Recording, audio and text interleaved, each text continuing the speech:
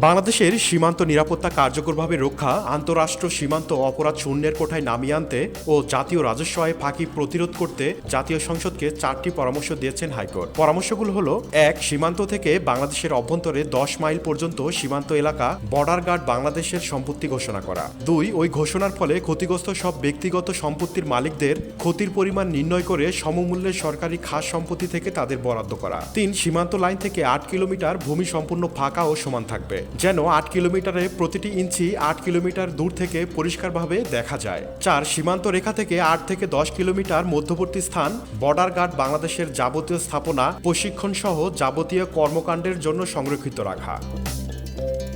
এই Bangla news desk.